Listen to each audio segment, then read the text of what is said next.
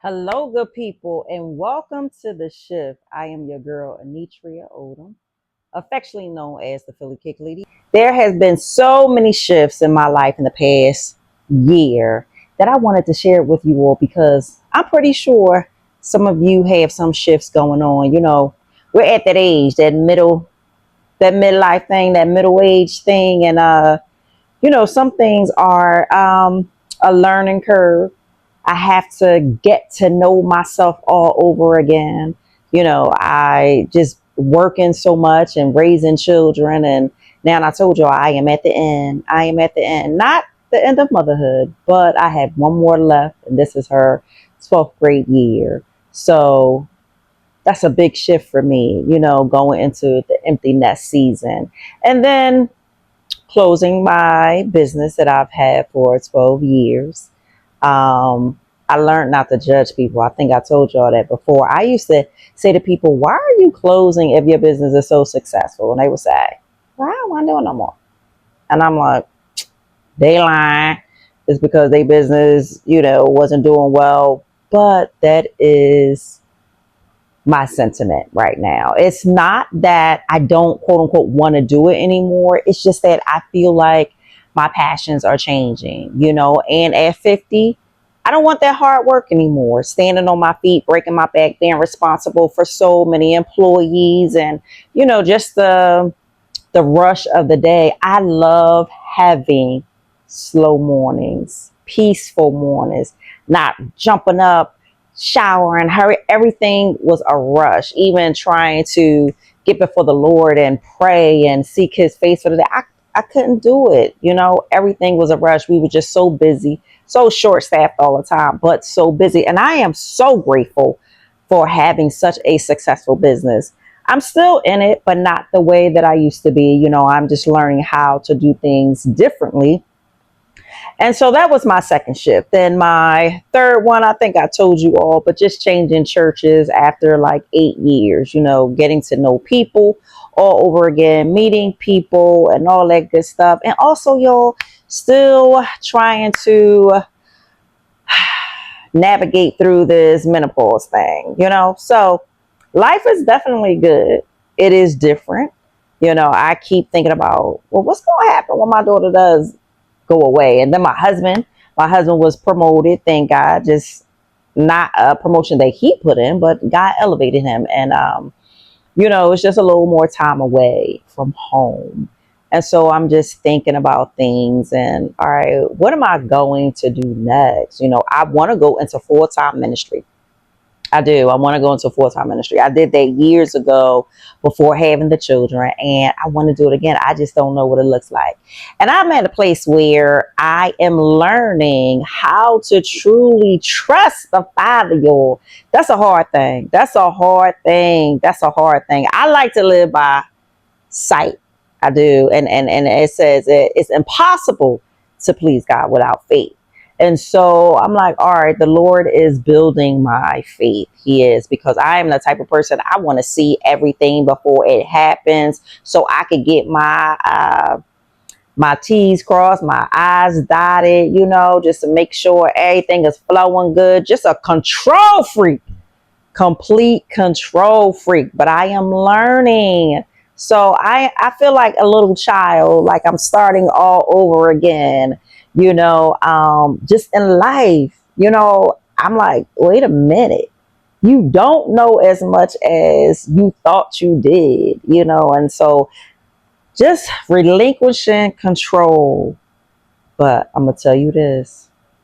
It feels good. At first, it was scary. It was very uncomfortable. I was like, oh no, oh no. To let go and let God. Now, I know that's a cliche, some people say, but that's the truth when you really, really think about it. Letting go and letting God is a scary thing, at least for me. Why? Because walking by faith is not my strong point. Some people, they're gifted in that area. That's their ministry, of faith. I love it. I wish I had it, but nah, that's not me. And I do get disappointed when the Lord shows up. I get disappointed myself because when the Lord shows up again, I'll be like, oh God, I knew you did it the last time, and the time before that, and the time before that. So what is my problem? But it's okay. So I'm just learning, and I know you all are going through some things too. And so I just wanted to share my journey with y'all. You know, I'm going to come on here. I ain't going to have no makeup on. The head not going to always be done. I'm not going to be dressed. I'll be looking at these podcasts. I'll be like, when do y'all have time to get everything together? Everything looks so perfect.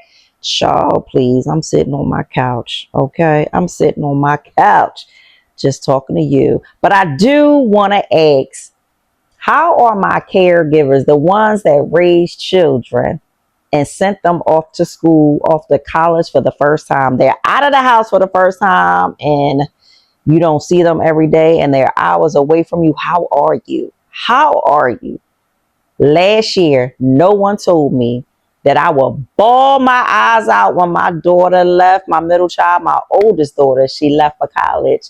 The day that she was leaving, I woke up, my eyes open, and I realized, wait, she's leaving today. The tears just started coming. They would not stop, y'all. I didn't know what was wrong with me. I cried as I packed that stuff up. Oh, I cried. We went down there, 2.5 hour drive, and we stayed down there a couple of days just to get her organized, get her situated. And I'm telling you, I cried myself to sleep. I woke up crying like all through the day. I'm crying. I was just a mess. And let me tell you, when I was coming home, right, driving home, I made the mistake of looking in the rear view mirror. And I felt like I'm leaving my baby behind. And I bawled. I was on that road bawling. My husband couldn't even console me. I think he was sad too. You know, we have such a loving home. You know, I'm grateful for that. I am grateful because I know some of us, we couldn't wait till it was time for us to leave the house. We ain't want no parts of our parents. Like, they getting on our nerves. But, you know, I'm grateful to God because it shows that we broke some generational curses, you know. And so our children, they love being with us.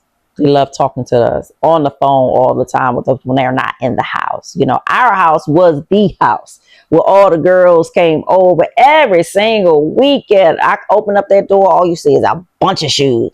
All you hear is all the cackling and the screaming and the laughing and the talking loud, you know, all that. And now, I'm going to be honest, y'all, I'm missing it. I am. I'm missing it. At first, I said, I can't wait. I can't wait to be an empty nester because I've been a mom since I was 19 years old. Judge me if you want. I know. You know, I know what happens. A teenage mom. I had myself when I was 19 years old. So I felt like, you know what? This is my time to live. It's my time to shine. Now I'm like, oh, my babies are grown. My son is 31. My next child is, she's going on 20. And then the last one, she's about to be 18. And so this is new, you know, so I just want you to know that you are not on this journey together. You are still a parent. You still are useful. They still need us to help guide them. They need us in a different way now. You know, not the everyday mothering where we waking them up and make sure they had this, making sure. Just believe that everything that you instilled in them, everything that you taught them, all your love, all your discipline, that they are carrying that with them. They're going to be all right. They are going to be all right. And let me say this, even if they do mess up, have grace for them. Please have grace. And I'm not talking about gentle parent. I don't even like that gentle parents. I don't even know how to do that. But one thing that I realized was I needed someone to have grace for me when I was young, because I made some horrible mistakes. You know what I mean? I did some things, even knowing better. You know, people say, you when you know better, you do better. Not always. Not me. You know, I'm one of those people that I don't always think before I say something. I just say it. And sometimes I do think, but I still just say it. So, you know, I just learned to have grace for my babies.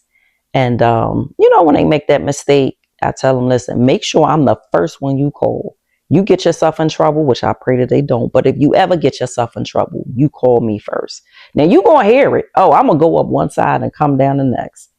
But call me, So I ask that you extend that to them and you extend it to yourself, the mistakes that you made and still make in life. Because even though we are of age, we still do and say some dumb stuff. I know I do.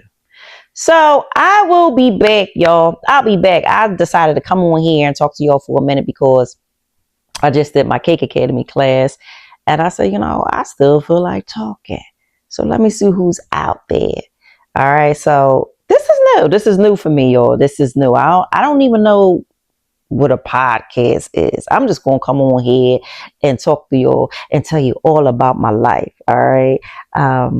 Just trying something different. All right, y'all. Love y'all. I'll be back.